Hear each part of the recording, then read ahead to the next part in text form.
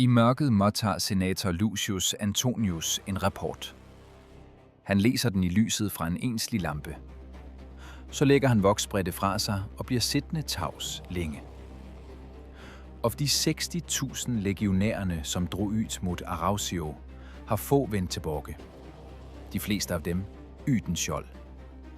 Dette er år 105 før Kristus. Den romerske hæren har netop ophørt at eksistere. Nederlaget ved Arausio dræber ikke bare mennesker. Det dræber systemet. 5 legioner, selve ryggraden i republikken, er trampet ned ved bredden af elven Rhodanus af en barbarisk hær, som ikke bevæger sig som en hær. Den bevæger sig som et folk. 100.000 af kimbrere, teutonere og ambronere, mænd, kvinder, barn, kvæg, vogner, har rullet gennem Europa i 2 10-år. De søger land, og Roma står i vejen for dem. Republikkens gamle hær er bygget på ejendomsgrænser. Ejer du jord, er du soldat. Ingen jord, gå hjem. Dette fungerer, så længe truslerne er forudsigbare og små. Men mod et folk på flere 100.000 mennesker smuldrer dette systemet op som tørre lejre. Ved Burdigala et nederlag. Ved Noreia et knusende nederlag. Og til slut Arausio. 3 katastrofer på få år. Senatet er i panik og søger en udvej. Og de finder den i en mand, de foragter. Gaius Marius er lavbyrd. En opkomling fra den latinske byen Arpinum.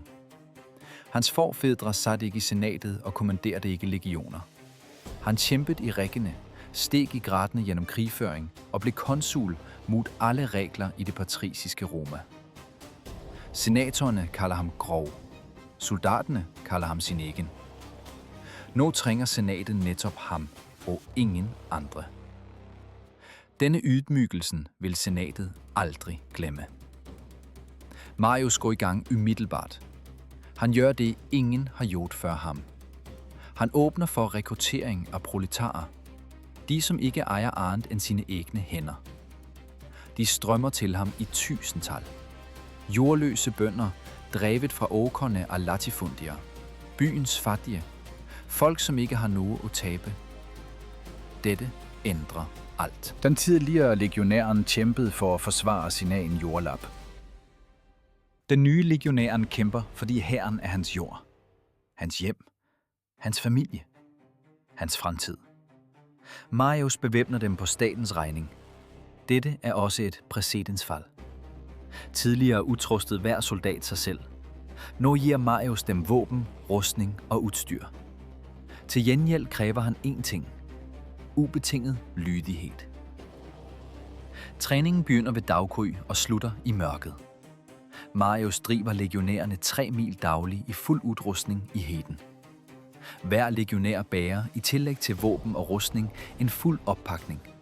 Værktøj for lejrbygging, matrationer for flere dager og personlige ejendeler. Totalvægten på udstyr er over 40 pund. Forsyningsvognene er reduceret til et minimum. Hæren skal bevæge sig raskt og være uafhængig af tunge vogntog. Soldaterne murrer. De kalder sig Marius muldyr. Marius tager det ikke ilde op. Et muldyr er et udholdende, nøjsomt og uundværligt dyr. Netop slike soldater trænger han. Mens de adelige i Roma krangler i senatet om hvem sit konsulat som er vigtigst, bygger Marius en ny type hær. En hær som ikke har noget til fælles med de 60.000 som døde ved Arausio. De soldaterna kjempet for republikken. Disse kjemper for Marius. Forskellen virker ubetydelig. Om 30 år vil den rive Roma i 2. Men det er senere. Nå, nordover. Der bevæger det sig en bølge som allerede 3 ganger har knust romerske legioner. Og den vender sig igen mot Italia. Bølgen vender sig mot Italia. Men først deler den sig i 2. Et sted i de galliske forfjellene, i vinterleirene fra år 102 til 101 for Kristus, samles høvdingene for kimbrene, teutonene og ambronene til råd. Det er for mange for en vei. For mange munner, for mye kvæg, for lite for. Avgjørelsen virker fornuftig. Teutonerne og ambronerne drar vestover, over de maritime alpene, langs kysten. Kimbrerne, under ledelse av Boiorix, tar den østlige ruten, over Brennerpasset. De skal møtes i Italia. Sammen skal de marsjere mot Roma. Slik ble det avtalt. Denne avgjørelsen vil drepe den ene halvparten av dem umiddelbart. Den andre, litt senere. Marius venter på teutonerne ved Aquae Sextia i Sørgalia. Han angriber ikke. Han bygger en befæstet lejr på en højde og ser på barbarkolonnen, som bevæger sig forbi. Plutark skriver, at teutonerne marcherede forbi den romerske lejren i 6 dage i stræk. 6 dage. Marius' soldater stod på voldene og talte i stilhed. Teutonerne råbte til dem nedenfra. Når vil de endelig komme ned? Har det ikke nu, vi skal overlevere til konene deres i Roma? Vi skal snart besøge dem. Marius tillod ikke soldaterne at svare. Han ventede på sit øjeblik. Øjeblikket kom ved elven Ark. Teutonerne var strukket ud på Mars. Deres udstyr, kvinder og barn befandt sig bag de kampklare rækkene. Marius slog til. Første dag. En hardkamp, næsten uden resultat. Deretter et bakhold i Åsene. En afdeling på 3.000 mand, skjult på forhånd i terrænet, styrtede ned over teutonerne bakfra midt under slaget. Det, som begyndte som en kamp, blev til en udryddelse. Omtrent 100.000 teutonerere og ambronerere blev dræbt eller taget til fange. Deres høvding, Teutobod, blev taget levende. Marius sendte ham til Roma i lænker som et vandrende bevis på sejren. Roma jublede. Men det var for tidligt at fejre. Mens Marius udslettede teutonerne i sør, ledte Boiorix kimbrerne over alpine. Denne passagen blev ikke en legende, slik Hannibals Mars blev. Men i sin vildskab står den ikke tilbage for den. Kimbrerne marcherede gennem snø og is over Brennerpasse. Når vejen endte i en brat nedstigning, stoppede de ikke. De satte sig på sine enorme skjold og agte net over skråningene som på skælker. 10-tals døde i bræsbrikkene. Hundredvis mistede fingre til frostskader. Men strømmen stoppede ikke. Og der, på sletten, Nord-Italia, lande de havde søgt i årevis. Kimbrerne går ind i dalen og ser, at den er rig. Landsbyer, åkre, bejtemarker. Dette er, hvad de trænger. Dette er her, de vil slå sig ned. Boiorix stanser stammen og gør noget uventet. Han sender budbringere til de romerske konsulene. Han ber om land. For kimbrerne og for teutonerne, hvis skæbne han endnu ikke kender. Konsulene Marius og Catulus modtager sendebudene. Catulus har på dette tidspunktet allerede trukket sig tilbage. Kimbrerne krydsede alpene raskere, end han havde forventet. De tvang sig over Adige og brød gennem hans positioner. Catulus trak legionene tilbage til Sørbretten og Po for at redde hæren fra omringning. Hans soldater føler sig vanæret. De trak sig tilbage uden kamp. De venter på revanche. Marius vender tilbage fra sør efter Aquae Sextia. Hans hær marcherer nordover. De to generalerne forener sine styrker, omtrent 50.000 infanterister og flere tusind ryttere. Dette er det bedste republikken kan mønstre. Efter 2 år med hard disciplin, herdet i kampene ved Aquae, marcherer Marius muldyr mot folket, som har fået Roma til at skjelve 3 ganger. I Roma sitter senatet og venter. Senatorerne krangler om fordelingen af provinser og spinner intriger. De forstår godt, at hvis Marius vinder, vil han vende tilbage farligere, end da han drog. En 3. konsulperiode på rad. En hær, som er personligt lojal mod ham. En ære, som ingen senatsdekreter kan overdøve. De ønsker hans sejr og frygter den samtidig. Rygtet spreder sig over Italia. I Capua siges det, at kimbrerne er 400.000. I Napoli, at de spiser folk levende. Bøndene flygter sørover. Vejene er overfyldt af flygtninger med sit sparsommelige bohav. Dette er et kendt bilde. Det blev set før Trebia, før Trasimenus, før Karnak. Roma kan tabe og overleve, men en tredje invasion på rad tåler den kanskje ikke. Boiorix venter på svar på sit krav om land. Marius' svar vil være noget Kimberhøvdingen ikke forventer. Svar vil komme. Men mens Boiorix venter på forhandlinger, sker det noget i den romerske lejren ved Po, som barbariske spejdere rapporterer til sin høvding med tydelig uro. Legionærerne hviler ikke. De arbejder. Fra daggry til skumring. Hver dag. Den romerske lejren er ikke en enkelt bivouak. Det er en by, som har vokset frem over natten. En voldgrav 7 fod dyb. En jordvold. En palisade. 4 porter, 4 gater. Et kommandotelt i midten. Altid på samme sted. Altid efter samme schema. Legionæren kender denne lejren udenat. Han vil finde sin plads i den selv i bækmørket. Dette er ikke tilfældigt. Det er et system, fint pudset gennem generationer. Marius afskaffer det ikke. Han skærper det. Opvågning før daggry.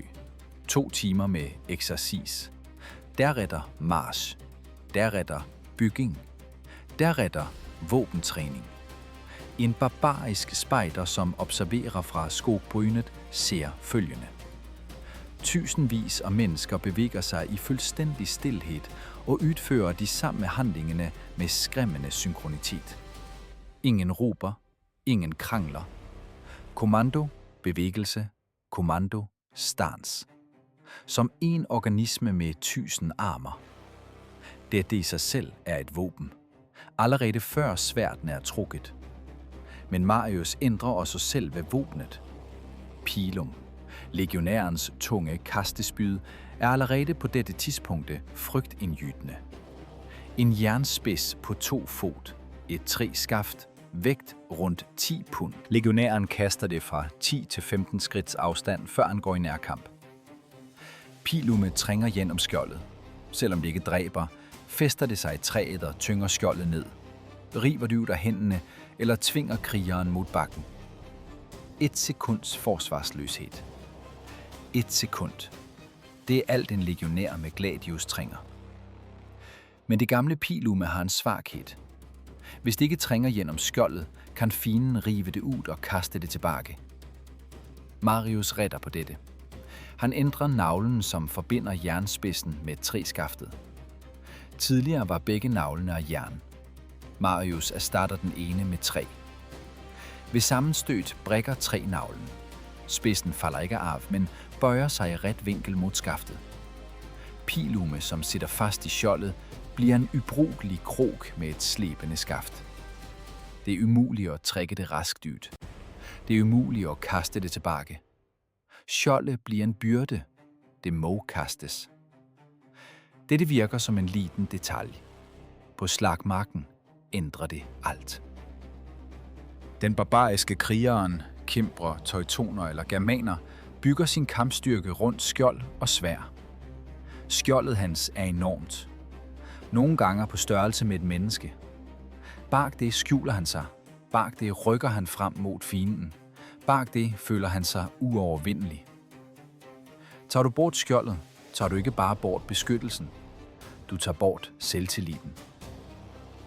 Marius ser nøgternt på dette. Kimbrerne er fysisk overlegne hans soldater. De er højere, tyngre, stærkere. I en direkte duel mand mod mand er chancerne ikke altid i legionærens favør. Derfor skal det ikke være nogen dueller. Det skal være et system, som ødelægger fiendens kampdygtighed, før han når den romerske krigeren. Pilum med trænavle. Det første slaget i dette systemet. Gladius det andre. Marius driller soldaterne ikke i hug, men i stik. Et kort sværd, et støt fremover, i magen, i halsen, under armen. Mindre sving betyder mindre blotstillelse. I en tæt formation, der det ikke er plads til brede sving, er dette den eneste fungerende teknikken. Legionæren i tæt formation slår sit skjold mot fiendens skjold, dytter, skaber en åbning og stikker.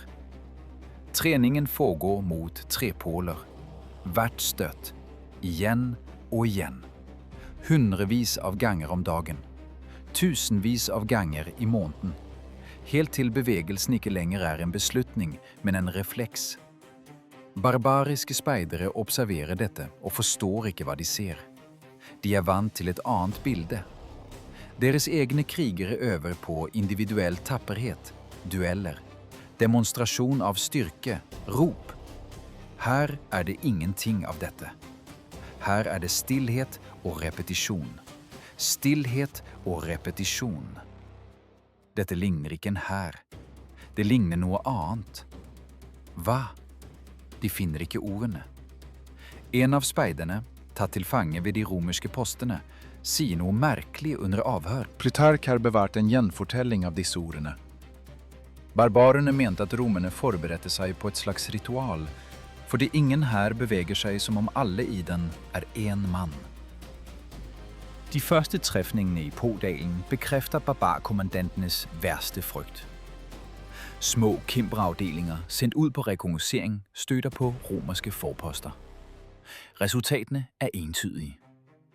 Kimbrerne angriber støjende med voldsom kraft og i stort antal. De mødes af en myr og skjold, en salve og pile og en kort bevægelse fremover. Forposten trækker sig ikke tilbage. Den dræber metodisk alt, som nærmer sig og bliver stående. Boiorix modtager rapportene. Han tænker. Han er en erfaren og slet ikke dum høvding. Han forstår, at han står over for en anden hær, end den hans folk knyste ved Noreia og Arausio. Den hæren var anderledes. Men det er ingen anden ytvej. Bag dem ligger Alpene. Foran dem Italia. Hans folk trænger land. Han beder om forhandlinger. Forhandlinger. Boiorix ønsker forhandlinger. Kimpernes sendebud riger ind i den romerske lejren. De er 11 mand. Høje, lyshårede, i broderte kapper. De er vant til at gøre indtryk. De har rejst til galliske stammer, græske kolonier og i lyriske byer. Overalt blev det mottatt med en forsiktighet som grænser til frygt. De vet hvilket indtryk deres blotte nærvær gir. Marius møter dem stående, uten ceremonier. Sendebudene fremlægger kravet. Kimbrerne trænger land. Nok land til at bosætte hele folket. Og dessutom land til sine brødre teutonerne, som kommer efter dem. 2 folk, 2 landområder. Dette er ikke en bøn. Det er en betingelse for fred. Marius lytter. Han er taus. Deretter gir han en kort ordre. Fra dypet av leiren føres det frem folk i lænker. Hænderne er bundet bak ryggen, jernkrager rundt halsen. De føres langsomt, med vilje langsomt, slik at sendebudene rækker at se hver enkelt. Dette er teutonske høvdinger, levende, tatt ved Aquae Sextie. Blant dem er Teutobod, teutonernes øverste høvding, mannen som i Gallia ble kaldt konge. Marius ser på sendebudene. Rolig, uten triumf i stemmen. Land for teutonerne, sier han, er allerede gitt. De har fått så mye land som de trenger, for alltid. Pause. Sendebudene forstår. Dette er ikke diplomati. Det er en demonstration. En kaldblodig, nøjagtig beregnet fremvisning av hvad som har skjedd med den første halvparten av den barbariske hæren. Marius truer ikke. Han viser frem et faktum. Et faktum er skumlere end en trussel. Sendebudene drar. Forhandlingene er afsluttet. Boiorix modtager deres rapport og tager en afgørelse. Han vil kæmpe. Det er ingen anden vej. Hans folk har krydset Alpene. Bag dem ligger snø og klipper. Foran dem romerske legioner. At trække sig tilbage betyder at dømme hundredtusinder af mennesker til døden i fjeldene uden proviant. Boiorix er en kriger. Han vælger kamp. Og her gør Marius et trick, som romerske historikere vil diskutere i århundrer. Han lader Boiorix selv vælge sted og tid for slaget. Dette høres ud som galskab, og give initiativet til fienden, og lader kimbrernes høvding vælge slagmarken, dagen og timen. En hver militærrådgiver burde have protesteret. Nogen gjorde det tydeligvis også. Men Marius forstår det rådgiverne ikke ser. Boiorix vil vælge en åben slette, uden tvil. Hans hær er en masse. En enorm, tæt, pressende masse av infanteri og kavaleri, drevet av antal og tyngde. På et åpent område kan denne massen utfolde sig med full kraft. Kimbrenes høvding tror på sin fysiske styrke. Han ønsker rum der den kan komme til sin ret. Han vil vælge et felt der fordelen etter hans beregninger vil være på hans side. Marius regner nettopp med dette. Boiorix utpeker sletten ved Vercelle. 30. juli, ved daggry. Sletten ved Vercelle, en flat, åpen, solsvidd slette i Podalen. Om sommeren er det knusktørt. Græs er for længst brent bort. Jorden er sprukket. En hver bevegelse virvler opp støv. Boiorix ser her rom for sitt kavaleri og plass til å utfolde infanteriets formasjoner. Marius ser noe annet.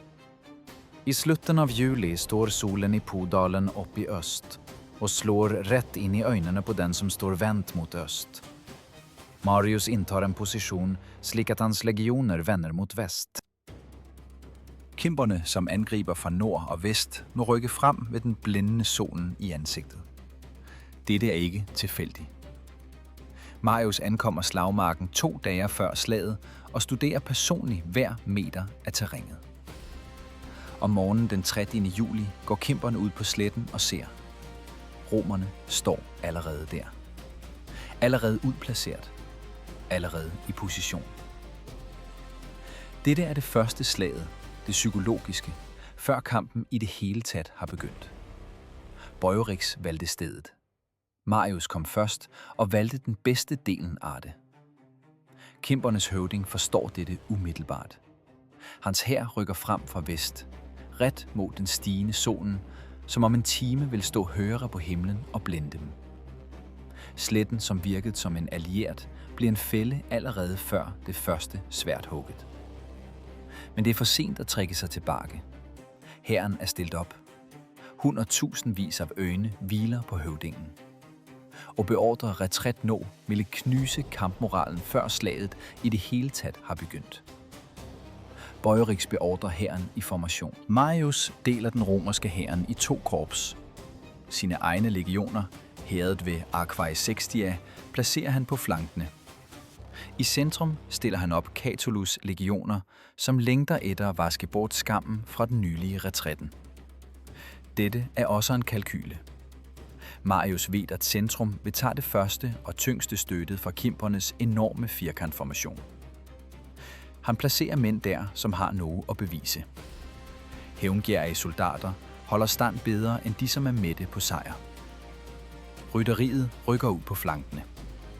Deres opgave er ikke nødvendigvis at besejre fiendens kavaleri, men at distrahere, binde op og hindre kimpernes ryttere i at falde infanteriet i flanken i det afgørende øjeblikke. Solen stiger over horisonten. Den 30. juli, år 101 før Kristus, begynder som en hver anden brændhet dag i Podalen. Luften er allerede tung. Jorden er knusktør. Snart vil den stige til værs. Jorden stiger til værs, før signalhornene lyder. Kimpernes kavaleri sætter sig i bevægelse først. Tusindvis af ryttere, ifølge ulike anslag fra antikke forfattere rundt 15.000, bryter ud af hovedformationen og spreder sig i en bred linje. De bevæger sig i trav, deretter i galop. Raudine-sletten, uttørket efter 2 måneder uden regn, reagerer umiddelbart. Støvet virvles op under hovene, først som spredte skyer, deretter som en sammenhængende væg. Plutark skriver rett ut at støvet skjulte troppene for hverandre før de i det hele tatt rakk å møtes. De romerske rytterne på flankene ser den kommende bølgen og faller tilbake, med overlegg. Dette er ingen flukt, men en ordre. Marius hadde instruert kavaleriet om ikke å ta imot et frontalt angrep, men å lokke fienden med seg, lede dem dypere inn på sletten og strekke ut kimbrenes rytterformasjon til den revnet. De romerske rytterne snur og trekker seg unna til sidene, ikke bort fra sletten, men langs flankene, parallelt med infanteriets rekker. Kimbrenes ryttere jager etter dem. De ser fienden vike, og jaktinstinktet har overhånd over disiplinen. Formasjonen går i oppløsning. Hver rytter forfølger nærmeste romer. 15 000 hester på en tørr slette. Støvet reiser seg som en vegg halvveis opp mot himmelen. Midt på sletten, der Catulus legioner står, skjer noe merkelig. Soldatene hører lyden av hovslag fra alle kanter. De ser en vegg av grågult støv på 200 skritts avstand. Så på 100, så på 50. Ingen kommer ut av denne veggen. Det er bevegelse, larm og drøn, men hva som nøyaktig utspiller seg, er umulig å se. Centurionene holder rekkene samlet med stemmen. De roper inn i mørket, og soldatene svarer, kort, tydelig og etter forskriftene. De slutter skjoldene og venter. Signalhornene lyder til høyre, deretter til venstre. Dette er signalene fra flankene. De lever, de holder stand, de venter på ordre. I støvskyen er lyden det eneste pålitelige orienteringspunktet. Marius hadde drillet hæren sin nettopp for dette. Hver legionær kjenner signalene utenat. Rettrett, angrep, samling, vending. Alt styres av hånsignaler, ikke av synet. I det blendende støvet er øynene ubrukelige. En hær som er avhengig av visuell kontakt med kommandanten ville gått i oppløsning i denne skyen. Marius' hær gjør det ikke. Kimbrenes infanteri følger etter rytteriet. Deres firkantformasjon, enorm, tett, og ifølge kildene bestående av mellom 100 og 140 000 krigere, rykker ut på sletten og mister umiddelbart retningssansen. Foran dem er det bare støv. Solen står lavt og stikker dem i øynene. Den har allerede steget høyt nok til å blende for alvor. Flankene til deres eget kavaleri er ikke lenger synlige. Hvor de har tatt veien er uklart. Hvor romerne befinner seg er uvisst. Boiorix beordrer fremrykning. Det finnes ingen annen utvei. De første rekkene i kimbrenes formasjon består av utvalgte elitekrigere. De er lenket sammen med kjettinger, ikke som straff, men som taktikk.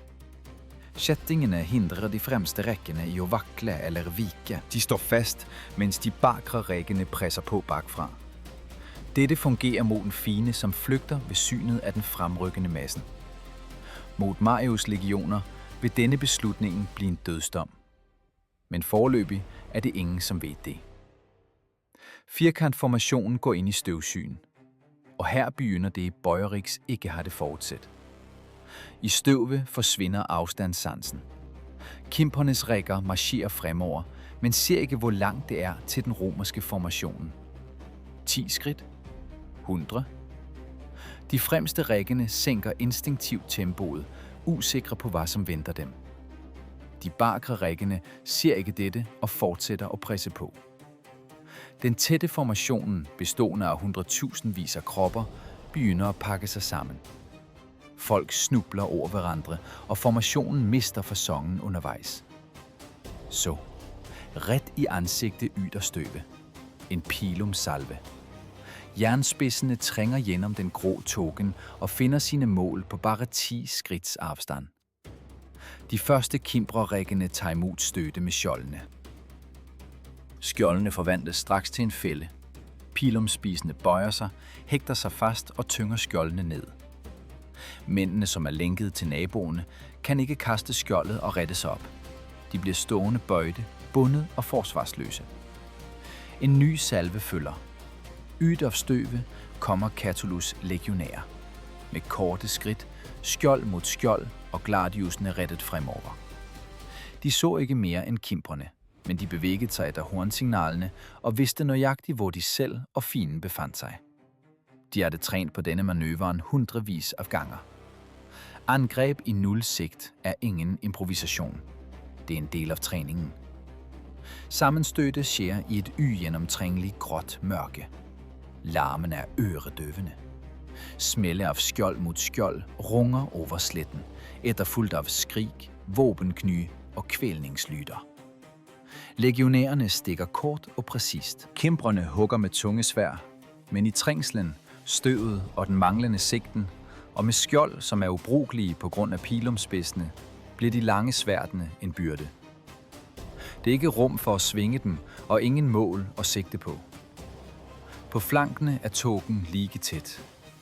De romerske rytterne forsvandt i støvet og lukkede kimbrernes kavaleri med sig. Hvor de befinder sig nu, ved ikke Bøjerik. Det er ingen kontakt med flankene. Firkantformationen bevæger sig blindt fremover og orienterer sig kun efter lyden af kampen i front. Solen stiger højere. Heden tiltager. Og i denne varmen, i det blændende støvet, begynder kimbrerne at forstå, at noget er galt. De ser ikke, hvor stor den romerske formationen er, eller hvor dens flanker slutter. Kanskje er det 10 gange så mange legioner, som det virker som. Kanskje er de allerede omringet. Støvet skjuler sandheden, og netop derfor føder det en frygt, som er værre end virkeligheden. Marius på højre flanke hører signalerne fra centrum. Kampen raser. Catulus holder stand. Tiden er inde. Marius hører hornene fra centrum og venter. Det er endnu ikke tid. Mens Catulus legioner kæmper i den støvete tåken, utspillade sig en annan kamp på Raudineslätten. En usynlig kamp mellan menneskekroppen och den italienske sommerheten. Kimbrerne kom fra nord, fra land där sommaren bara är ett kort pustehull mellan 2 vintre, där luften är fuktig och kölig selv i juli, och där kroppen är vant till kulde som normal tillstand. Organismerna deres vet ikke hvordan de skal håndtere det som sker nå. 30. juli i Podalen. Ved formiddagen stiger temperaturen til over 90 grader Fahrenheit. Solen steker fra en skyfri himmel. Jorden under fötterna är glovarm. Den avger varme nedenfra mens solen bränner ovanfra. En man i lär och järnrustning som bärer ett tungt skjold och svärd och som beväger sig i en tätt masse bland tusenvis av andra är som en vandreovn. Svetten svir i ögonen. Kimbrerne gnyr ansiktene med underarmene. Munnen er åpne, pusten blir raskere, støvet fyller lungene for hvert åndedrag. Det legger seg på fuktige lepper, klistrer øyevippene sammen og knaser mellom tennene. Tørsten melder seg raskt. En fryktelig, dyrisk tørst, etter bare 20 minutters bevegelse på den brennende sletten. Det finnes ikke vann. Det ble igjen i leiren. Og leiren ligger bak dem, bak sletten, bak kjettingene som hindrer de første rekkene i å snu. Plutark skildrer dette uten omsvøp, med en kirurgs presisjon.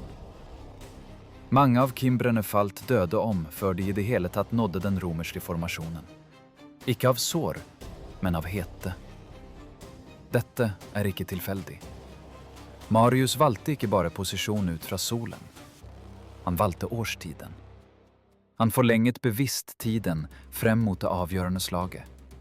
Forhandlinger, manøvrer og maktdemonstrasjoner var også en form for venting. Vente på juli. Vente på denne sletten. Vente på denne solen. Hans egne legionærer hadde gjennomgått 2 års tjeneste i Sør-Galia og Nord-Italia. Kroppene deres var akklimatisert.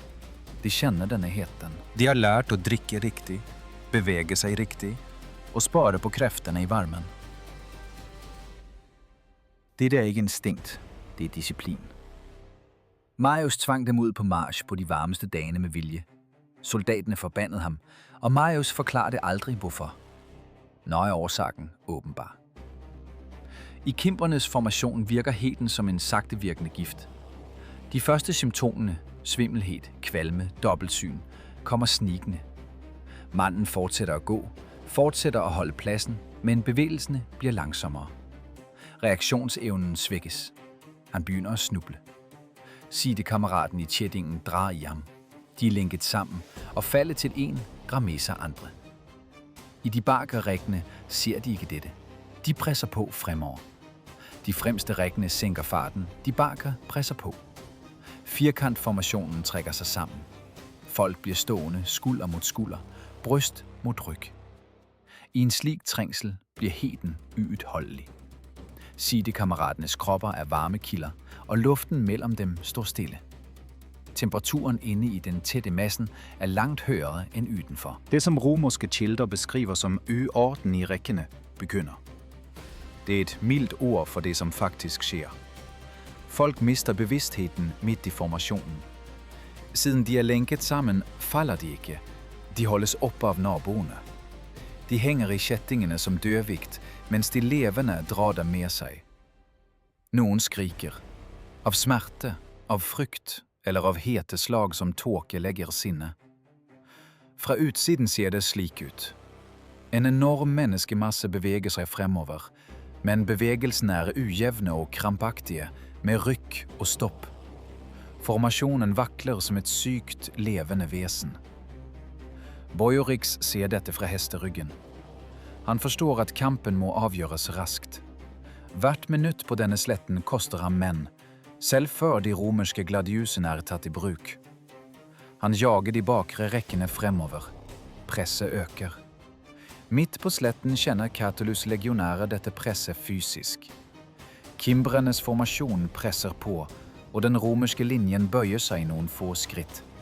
Centurionene roper «Hold stand!» Soldatene setter imot. Skjold mot skjold, fot for fot, med hele kroppstyngden fremover. Dette er ikke lenger en kamp. Det er en dragkamp mot en vekt av flere tusen mann. Men legionærene merker noe viktig. Kimbrenes slag er svakere enn de burde være. Huggene faller tyngre og saktere. Skritten er kortere. Øynene til de som bryter frem i fronten er uklare og halvt lukkede. Dette er ikke frykt. Det er utmattelse. Hete slag rammer en mann i kamp raskere enn noen gift. En av Catulus centurioner, navnet hans er ikke bevart, roper til soldatene sine det som senere ble gjenfortalt. De er allerede døde. Vi må bare forklare dem det. Det er grusomt, og det er presist. Kimbrenes bølge fortsetter å presse på, men den indre samhandlingen er borte. Folk i de fremste rekkene dør og faller. De levende snubler over dem. Kjettingene som skulle holde formasjonen sammen, holder nå de døde fast til de levende. En gigantisk krigsmaskin, skapt for å knuse alt, begynner å gå i oppløsning innenfra. Sakte og umerkelig fra utsiden, men uundgåelig. På flankene hører Marius og Sulla, hvordan kampens larm ændrer karakter. Brølet fra kimbernes formation bliver anderledes. Højere, mere opstykket. Det er toner i det, som ikke var der i morges. Marius hæver hånden og ser på officeren sin. Tid. Marius' legioner sætter sig i bevægelse fra flankene. Ikke i løb, men i taktfast skridt. Raske, klare og jævne skridt, som markeres af navlede sandaler mod den sprukne jorden. Dette er afgørende. En løbende legionær er en legionær, som mister pusten før han når fienden. Marius har det indprintet denne sandheden i soldaten i 2 ord. Bevægelse i kamp skal altid være kontrolleret. Selv nu. Flankekolonnerne marcherer ind i støvet. De ser ikke centrum, de følger bare signalhornene. I centrum har Catulus holdt stand i over en time. Hans legioner har taget holt støtte fra kimberne uden at bryde sammen. Dette i sig selv er en bragt. Mændene står i formation under den brændende solen, i en støvsky, under presset fra en menneskemasse, som fortsætter at presse på trods af heden, torpene og det faktum, at noget uopretteligt er i færd med at ske i deres egne rækker. Catulus' soldater tænker ikke på taktik. De tænker ikke i det hele taget. At tænke er centurionenes opgave. Legionærens opgave er at holde skjolde, se på ryggen til manden foran, stikke, når det er et mål, og beskytte sig, når et slag falder. Det er ikke heltemod. Det er arbejde. Marius hadde drillet heltemodet ut av dem, netop fordi helter knækker. Arbejdere holder stand. Centurion Marcus Petreius, nævnt av Plutark i forbindelse med dette slaget, går langs de bakre rækkene med vinstokken, symbolet på hans rang. Han slår ikke soldatene. Han snakker til dem, kort og næsten ret i øret for at overdøve støjen. Hold stand! Lidt til! Hold stand! Det er hans jobb akkurat nå. At holde mændene på plads, der hver fiber i kroppen skriker efter at flygte. De fremste rækkene kæmper på rent instinkt. Udmattelsen er så total, at det tunge skjoldet føles dobbelt så tungt som før. Armene kramper, og gladiusen føles tung som et anker. Mændene gør en bevægelse, et stik fremover, og læner sig så mod skjoldet for ikke at falde. Så gør de det igen. Bag skjoldvæggen er det en lyd, som ikke kan beskrives. Brøl, våbenkny, skrig, kvælning og drøn. Det er ikke længere en kamp. Det er naturkræfter, som tørner sammen. Og på den andre side af denne væggen udspiller det sig et andet slags helvede. Kimbrernes formation er ikke længere den maskinen, som rykkede ud i morges. En time på den gluvarme sletten i fuld rustning har gjort sit. I de bakre rækkene er det mænd, som knap kan flytte fødderne. Nogen kastede skjoldene allerede under marsen, ret og slet fordi de ikke orket at bære dem længere. Boiorix ser dette. Han jager dem fremover med skrig, personlige eksempel og trusler. Selv befinder han sig i de fremste rækkene. Det er ikke dumdristighed, men nødvendighed. En kimbrisk høvding må være, der kampen er hardest. Bliver han set, holder de stand. Forsvinder han af syne, flygter de. Boiorix kæmper med et tungt sværd og hugger løs på den romerske skjoldmuren. Han er enorm og stærk, en frygtindgydende kriger. Men en mand, uanset hvor dygtig, afviger ikke udfaldet, når han står over for et system.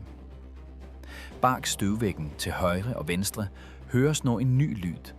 En anden takt, en anden rytme. Marius og Sullas legioner falder kimbrerne i flankene. Firkantformationen ser dem ikke. Støvet skjuler alt. Kimbrerne er koncentreret om centrum, om presset fremover og om larmen foran sig. Flankene ligger åbne. Ikke fordi Boiorix glemte at beskytte dem, men fordi kavaleriet hans forsvandt tidlige slagge og aldrig kom tilbage. Hvor de er, ved ingen. Støvet skjuler alt. Marius legioner nærmer sig højre flanke på pilum kasteafstand. De standser og formuerer sig, fremdeles skjult af støve. Signalhorne lyder. En pilumsalve slår ind i kimpernes højre flanke. Jernet trænger ind i de ubeskyttede sidene på mænd, som er optaget med kampen i front. De første rækkene på flanken kollapser. Kjettingene drar de faldne med sig, og de levende snubler over de døde.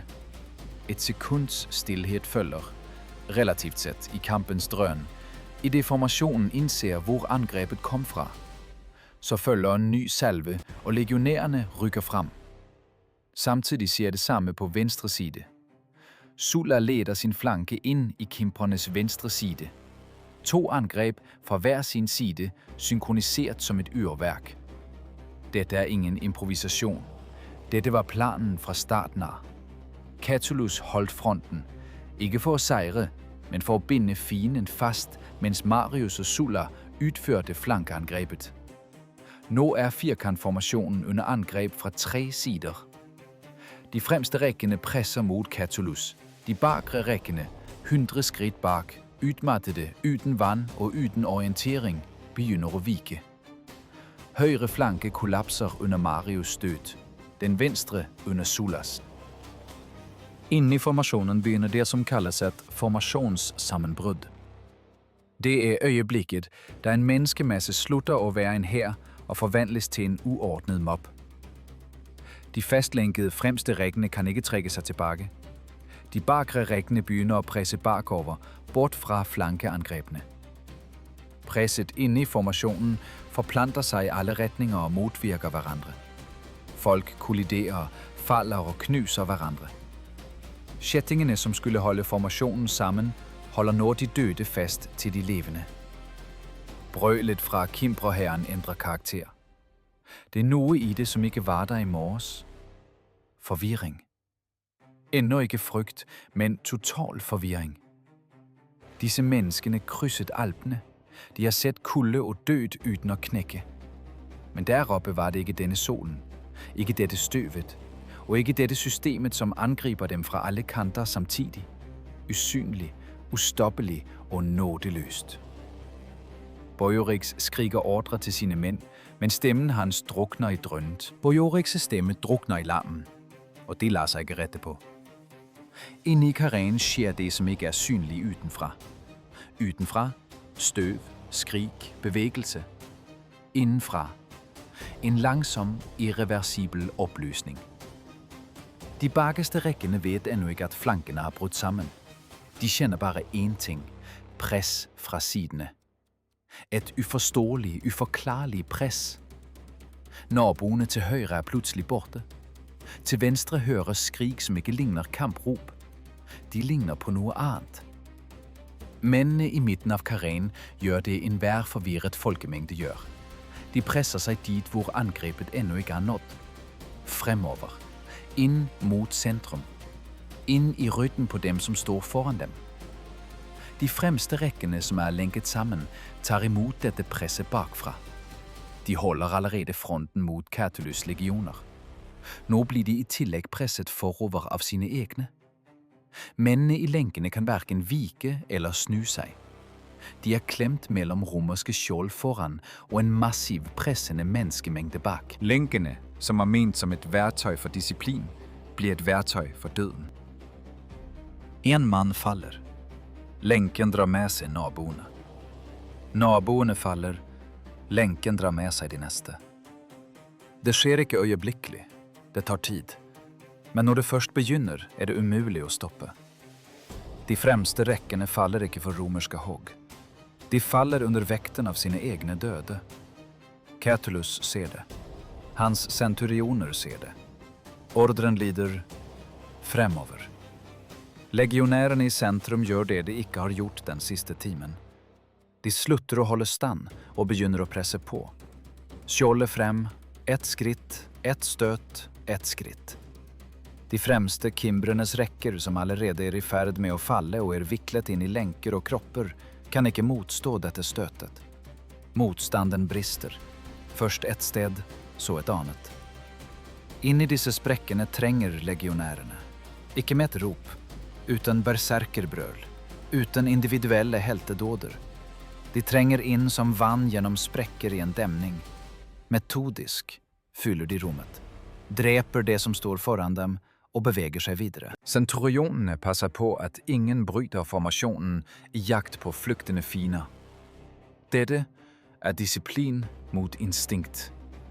Instinktet sier innhent, drep, ta et trofé. Disiplinen sier hold formasjonen, ellers dør du selv. På høyre flanke er Marius allerede dypt inne i kareen. Hans legionærer skjærer den barbariske massen i stykker, bokstavelig talt. De deler den opp i isolerte grupper, skiller folk fra hverandre. En isolert gruppe er ikke lenger en hær. Det er bare mennesker som snart skal dø. På venstre flanke arbeider Sulla annerledes. Han er yngre enn Marius, mer aggressiv. Hans legionærer angriper dypere, raskere. Plutark vil senere skrive at Sulla selv kastet seg inn i de fremste rekkene, og at hans offiserer måtte holde ham tilbake. Om det er sant eller en legende, vites ikke. Men hans flanke beveger seg raskere enn alle andre. Kimbrenes kavaleri dukker opp igjen. De har vendt tilbake fra forfølgelse, eller kanskje de bare har gått seg vill i støvet og nå funnet veien tilbake. De kommer ut av støvskyen på venstre kant av slagmarken og ser hva som skjer med kareen. 1 sekund. 2. Rytterne stanser. Det de ser er ikke en retrett. Det er ikke et vendepunkt i kampen som ennå kan reddes med et kavaleriangrep. Det er slutten. Kareen er splittet opp. Flankene har kollapset. I sentrum pågår en nærkamp hvor man ikke lenger kan skille venn fra fiende. Kanskje noen av disse rytterne prøver å gripe inn, men det romerske kavaleriet, frigjort fra forfølgelse, er allerede over dem. Det slår inn i ryggen på kimbrenes ryttere før de rekker å omgruppere seg. Dette er den siste manøveren. Den siste brikken i Marios plan som faller på plass. Sirkelen sluttes ikke like perfekt som ved Cannae. Slagmarken ved Raudine er ikke Cannae. Marius er ingen Hannibal, selv om Hannibal selv kanskje ville ha anerkjent dette arbeidet. En del av kimbrene bryter ut, gjennom flankene, gjennom sprekkene i de romerske rekkene. De flykter nordover, mot leiren. Enkelte små grupper. Uten våpen, uten skjold, uten formasjon. Men hovedmassen er fanget innenfor. Inne i sirkelen skjer det som det latinske språket ikke har ett enkelt ord for. Keides. Nedslaktning. Det er det ordet som kommer nærmest. En tett masse av mennesker som har mistet formasjonen, mistet sine ledere og mistet retningssansen i støvet og varmen, er omringet på alle kanter av en metodisk, utrettelig drapsmaskin.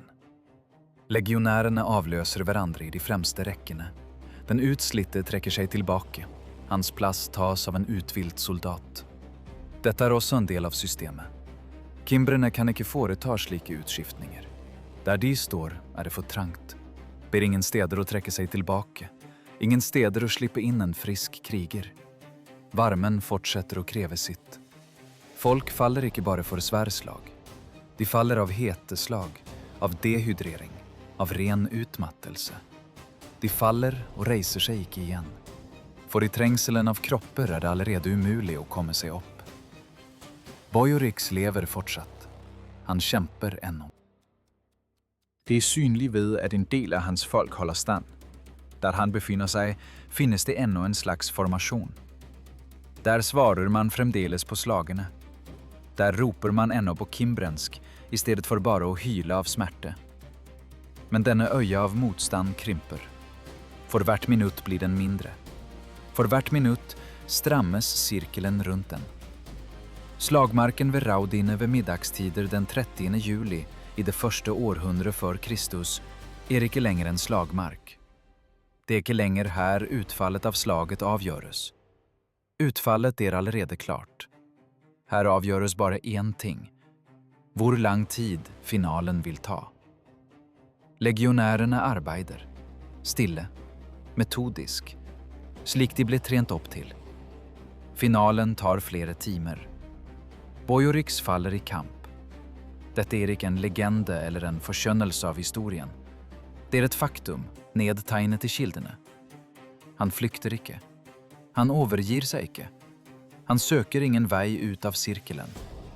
Han kjemper der han står, helt til han ikke kan kjempe mer. Hans navn dukker ikke opp noen andre steder etter denne dagen. Bare en kort notis. Kimbrenes høvding falt på slagmarken ved Vercelle. Det er alt som er igjen av ham. Når høvdingen faller, smuldrer de siste restene av formasjonen opp. Mennene som ennå holdt stand rundt ham, klamrer seg nå bare til livet. De flykter. Dit hvor de ikke er legionærer. Dit hvor støvet ennå er tykt nok til å skjule en flyktning. Nordover, mot leiren, mot vognene, mot sine egne. Legionærene forfølger dem. Marius gir ordre om ikke å stoppe.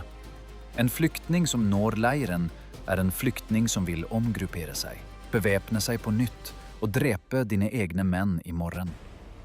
Forfølgelse er en del av seieren. Dette står også i reglementet. Kimbrenes leir er ikke en militærleir i romersk forstand. Det er en by på hjul. Hundrevis av enorme vogner stilt opp i en sirkel. Inne i sirkelen finnes alt folket bar med seg over Alpene. Matforsyninger, verktøy, tekstiler, kveg og mennesker. Kvinner, barn, gamle. De som ikke kjemper, men som utgjorde selve meningen med dette felttoget. Det var for dem de gikk over fjellene. Det var for dem de døde på Raudinesletten. De første flyktningene når vognene og roper advarsler. Nøyaktig hva de ropte har ikke kildene bevart, Men resultatet er dokumentert. Kvinner forstår situasjonen før de i det hele tatt ser legionærene. Appian skriver om dette nøkternt og uten pynt. Kimbrenes kvinner drepte sine barn da de fikk vite om nederlaget, og tok deretter sitt eget liv. Ved å henge seg i vognenes dragstenger eller i sitt eget hår, bundet til åke. Noen skar over strupen på seg selv. Noen kastet seg under hjulene. Dette er ikke vanvidd. Det er et valg. Et bevisst, raskt valg, tatt av mennesker som visste hva romersk slaveri innebar. Som så hva som skjedde med de beseirede. Fangenskap er ikke liv. Det er en langsom død under et fremmed navn i et fremmed land. De valgte annerledes. Legionærene stormer inn i leiren og finner det som er igjen.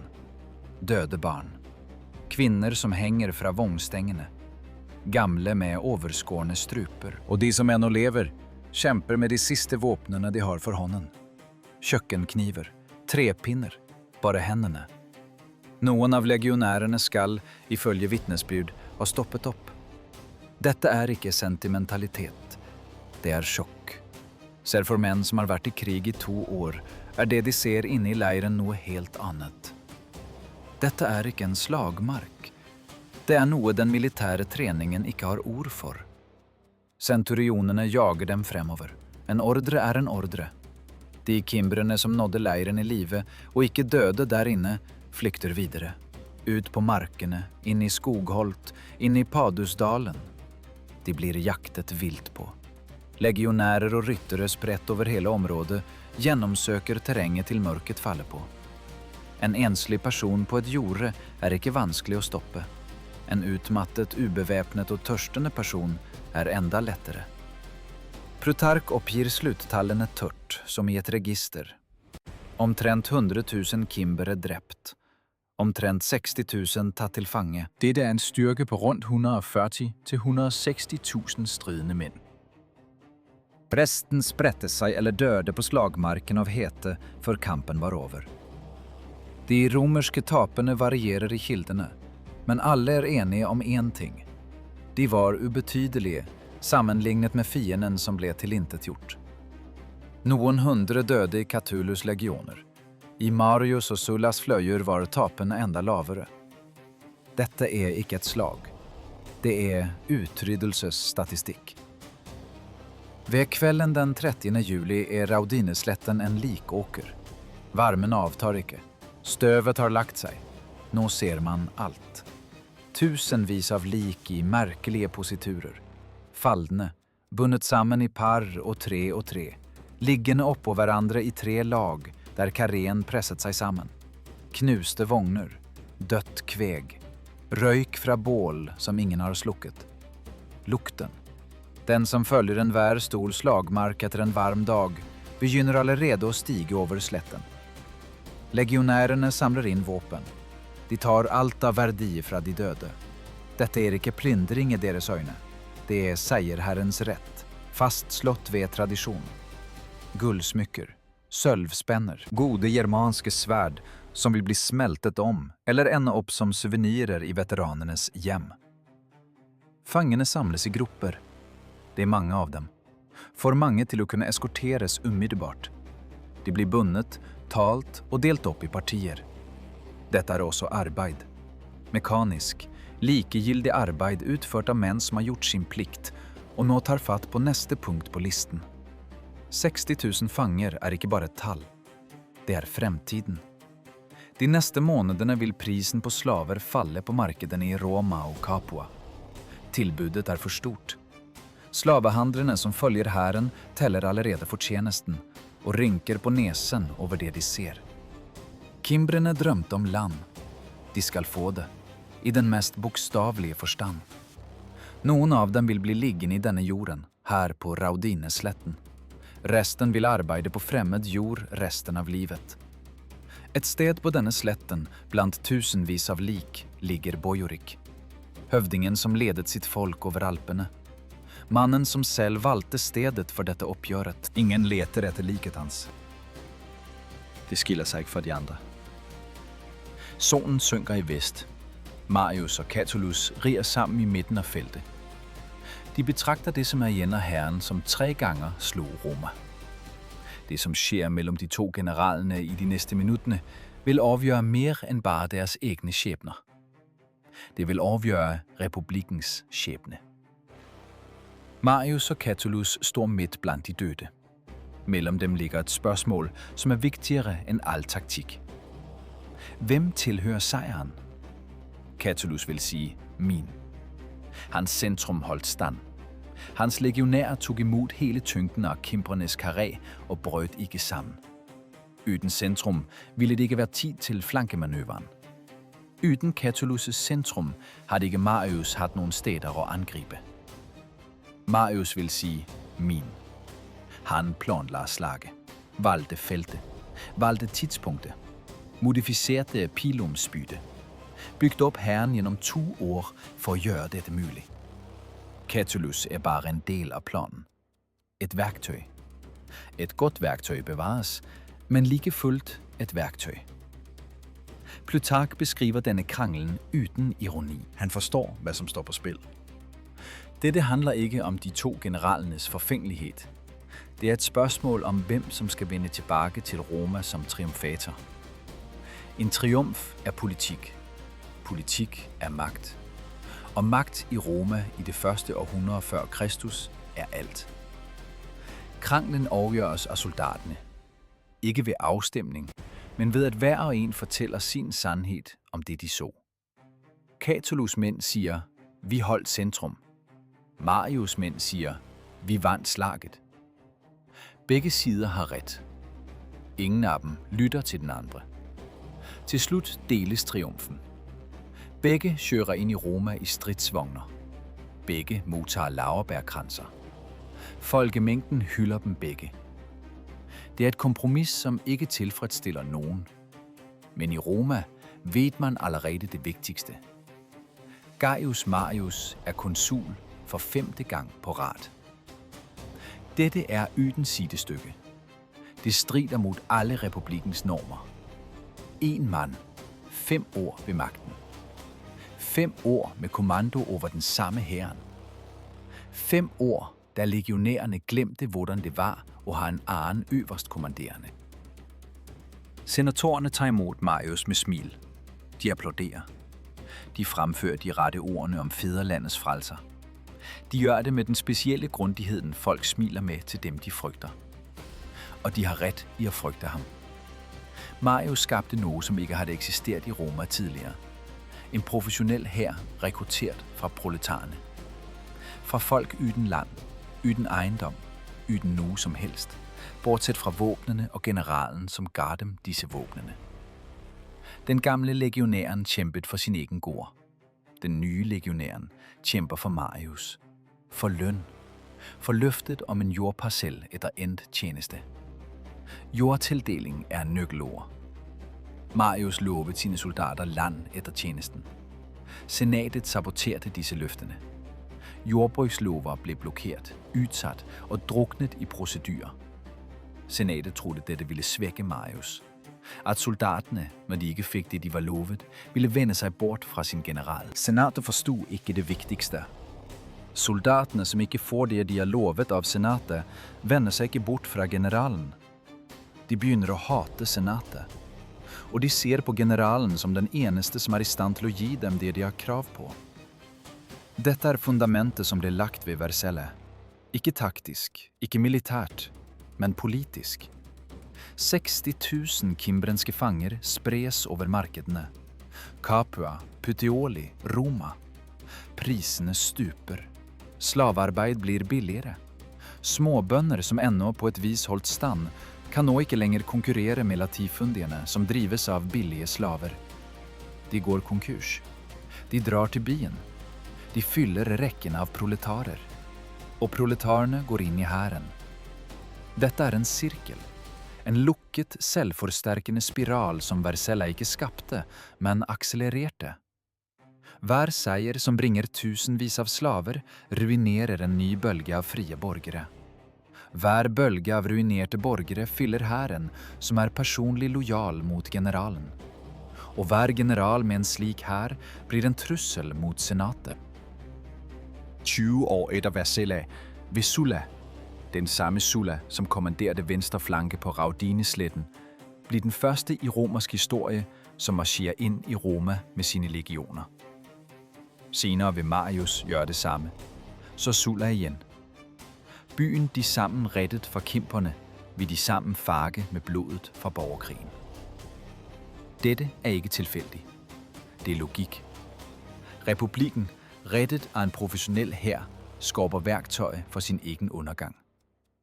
En hær, som er lojal mod generalen og ikke mod staten, er ikke en republikansk hær. Det er hæren til et fremtidigt imperium, som endnu ikke tjener sit eget navn. Senatet føler dette. I mødeprotokollene fra de årene, og man skal tro senere kilder, ser man en øgende uro. Det er kritikter, som begrænser konsulenes magt. Forsøg på at reducere militære fuldmagter. Febrinsk leting efter en modvægt til Marius. Alt dette er travlheden til mennesker, som føler, at de mister kontrollen, men som ikke forstår over hvad. De mister kontrollen over selve systemet. Raudinesletten vil gro igjen med græs. Knoklene vil blekne og gå i jorden. Om noen år vil sauer igjen beite her, og kornet vil gro. Lokale innbyggere vil finne fragmenter av svärd og biter av rustne lenker i jorden, og ikke alltid forstå hva det er de har funnet. Kimbrene som folk opphørte å eksistere den 30. juli i det første århundre for Kristus. De som ikke ble drept, ble slaver. Deres barn vil bli født latinsktalende, med latinske navn, i latinske hjem. Om 2 generasjoner vil det ikke være noe igjen av kimbrene, bortsett fra nedtegnelser i romerske tekster. Gaius Marius vil leve i ytterligere 15 år. Han vil overleve politiske kriser, eksil, retur og enda et konsulat, det 7. og siste. Han dør i år 86 for Kristus av sykdom, 17 dager etter starten på sitt 7. konsulat. Gammel, syk og omringet av fiender. Hæren han skapte vil overleve ham i 5 århundrer. Catullus vil reise et monument over seg selv for seieren ved Vercellae. Monumentet er ikke bevart. Bare inskripsjonen, nevnt i kildene, eksisterer ennå. Den inneholder ikke Marius' navn. Dette er også et svar på spørsmålet om hvem seieren tilhørte. Raudinesletten var stedet der republikken overlevde, og samtidig stedet der den begynte å dø. Ikke på grunn av et slag utenfra, men på grunn av logikken i sin egen redning. Ingen profesjonell hær kan redde en stat som har glemt hvordan den skal styre seg selv. Den gir den bare tid. Tid til å råtne litt langsommere, og til å falle fra en litt større høyde til slutt.